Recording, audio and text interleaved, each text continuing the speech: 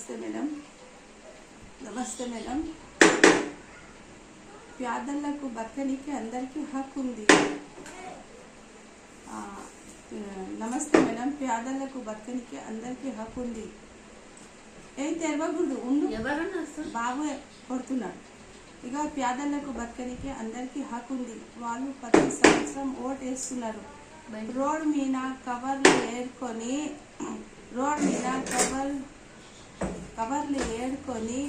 వాళ్ళు రోడ్ మీద గుడిసెలు వేసుకొని రోడ్ మీద వండుకుంటున్నారు. అసలు వాళ్ళకు ఇల్లు లేదా? గవర్నమెంట్ ప్రభుత్వం లేదా? ఇల్లు లేదా?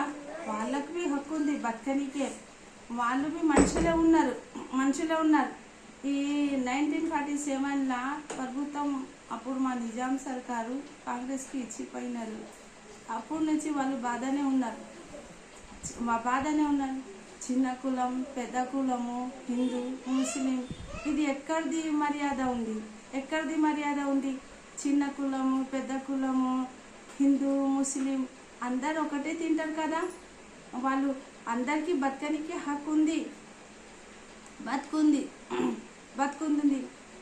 2014లా బీఆర్ఎస్ పార్టీ ఉండే.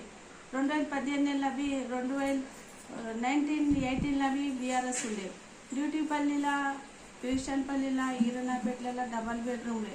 అప్పుడు పోయి అడగలేదు. ఇప్పుడు వాళ్ళు రోడ్ మీద కనీసం కవర్లు ఏరుకొచ్చి తిని మంది జాగాలలో గుడిసి వేసుకుంటే ఎలా కొడతారు? ఉంటారు. వాళ్ళు రోడ్ మీద తిని రోడ్ మీద వండుకుంటారు. వాళ్ళకు గవర్నమెంట్ ఇల్లు బాధ్యత లేదా? ప్రభుత్వం ఇవ్వకూడదా? గవర్నమెంట్ వాళ్ళకు సాయం చేయాలి. కొంతమంది మంది ఇంట్లో పని చేసి ఇంటికి కిరాయి ఇస్తున్నారు. వాళ్ళు ఏడుస్తున్నారు. వాళ్ళకు పట్ట కాగితాలు ఇచ్చి ఇండ్లు ఇవ్వాలి కదా.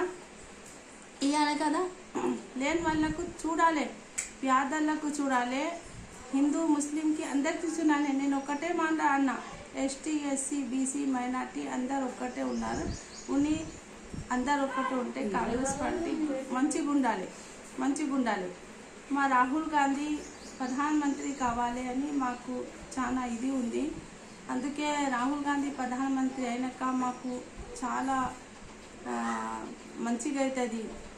గవర్నమెంట్ సర్కారు నుంచి నేను ఇదే చేస్తున్నా. చాలామంది రోడ్ మీద ఆడుకొని తిని రోడ్ మీద వండుకుంటున్నారు. కవర్లు ఏడుకొని తింటున్నారు. పర్సెంటర్లకు గవర్నమెంట్ ఇల్లులో పోతే ఎలా కొడుతున్నారు? ఎందుకు ఎలా కొడుతున్నారు చెప్పండి. వాళ్ళకు బతకనికి హక్కు లేదా? మంది ఇల్లులో పని చేసి ఇంటి కిరాయి ఇస్తున్నారు. వాళ్ళు ఇంటి కిరాయికి శాత అవుతలేదు, ఏరుస్తున్నారు. వాళ్ళకు గవర్నమెంట్ ఇల్లులో హక్కు లేదా? కిరీషన్పల్లి ఇండ్లు పోయినాయి, డ్యూటీపల్లి ఇండ్లు పోయినాయి, ఈనన్నపేట ఇండ్లు పోయినాయి. ఇప్పుడు ఎనుగున్న మొలలిగుట్ట ఇండ్లలో వాళ్ళు పోతే ఎందుకు వస్తారు, ఎందుకు ఉంటారంటే ఈ మాట చెప్పకూడదు. వాళ్ళ గవర్నమెంట్ హక్కు ఉంది. ఎవరికి ఇవ్వాలి గవర్నమెంట్ డిసైడ్ చేస్తుంది. వాళ్ళకి పట్టలేని వాళ్ళకు పట్టలు కాగితాలు ఇచ్చి వాళ్ళకి ఇల్లు ఇస్తాయి. వాళ్ళ పిల్లలకు స్కాలర్షిప్ రావాలి. చదువు ఉంటే స్కాలర్షిప్ మంచిగా వస్తుంది, లేదని లేదు. మా కాంగ్రెస్ పార్టీ మంచిగానే చేస్తుంది. మా రేవంత్ రెడ్డి సర్కార్కి మేము దీవెనార్తి చెప్తున్నాం. కరెంట్ ఫ్రీ అయింది, బస్ ఫ్రీ అయింది, 5 లక్షలు భూమి వాళ్ళకు ఇస్తున్నారు రేవంత్ రెడ్డి అన్న. మేము రేవంత్ రెడ్డి అన్నకు దీవెనార్తి ఇస్తున్నాం. రేవంత్ రెడ్డి సర్కార్లో ఇంకా మంచిగానే నడుస్తుంది. మా రేవంత్ రెడ్డి సర్కార్ నుంచి ఇదే మాట అంటున్నా. రోడ్ మీద ఆడుకొని తిని రోడ్ మీద వండుకుంటా వాళ్ళకు ఉండ్లు ఉన్నాయి. వాళ్ళకి ఎలా కొట్టకూడదు? వాళ్ళకు బతకనియది. పేదలు ఉన్నారు. వాళ్ళు మంది ఇంట్లో పని చేసి ఇంటికి రాయిస్తున్నారు. వాళ్ళకు ఇల్లు ఇవ్వండి. గవర్నమెంట్ నుంచి మా రేవంత్ రెడ్డి సర్కార్ నుంచి 2003లా కాంగ్రెస్ పార్టీ గెలిచింది. మా రేవంత్ రెడ్డి అన్న చీఫ్ మినిస్టర్ అయినాడు. మా రేవంత్ రెడ్డి నాయన నుంచి నేను చేస్తున్నా. వాళ్ళకి కనీసం ఒక్క రేషన్ కార్డు అయినాయి. 10 సంవత్సరం నుంచి రేషన్ కార్డు బంద్ ఉండే. ఇప్పుడు రేషన్లు వస్తున్నాయి. ఫ్రీ రేషన్ వస్తుంది. కరెంట్ మాఫ్ అయింది. బస్ పాస్ ఫ్రీ అయింది. రేవంత్ రెడ్డి అన్నకు నేను దీవెనార్తి ఇస్తున్నాను.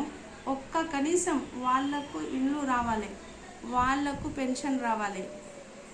వాళ్ళకు ఎస్టీ ఎస్సీ బీసీ మైనార్టీ వాళ్ళకు ఫ్రీ లోన్లు ఇవ్వాలి, కనీసం వాళ్ళు బతకనికే. వాళ్ళ పిల్లలు చదువుతున్నారు, వాళ్ళ పిల్లలకి స్కాలర్షిప్ రావాలి, వాళ్ళ పిల్లలకు జాబ్ రావాలి. నేను రేవంత్ రెడ్డి సోనియమ్మ నుంచి ఇది కోరుకుంటున్నాను.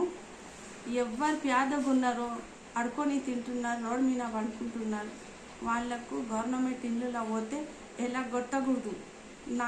నాది ఇదే మాట ఉంది. ఏమన్నా తప్పు ఉంటే నేను క్షమిస్తాను. నమస్తే.